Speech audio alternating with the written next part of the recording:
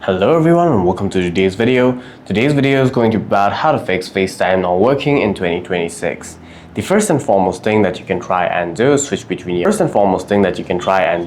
between your Wi-Fi and mobile data to make sure that you're connected to a strong network. You can also try toggling airplane mode on and off on your device.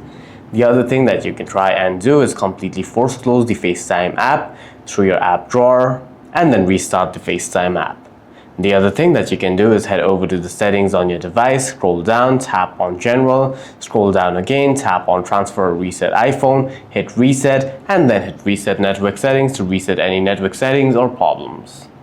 The other thing that you can do is head back over to Settings, scroll down, tap on Apps, search for, in the search bar type in FaceTime, on FaceTime, and then toggle FaceTime off, wait for around 10 to 15 seconds and toggle it back on. For any further questions, please feel free to leave a comment down below.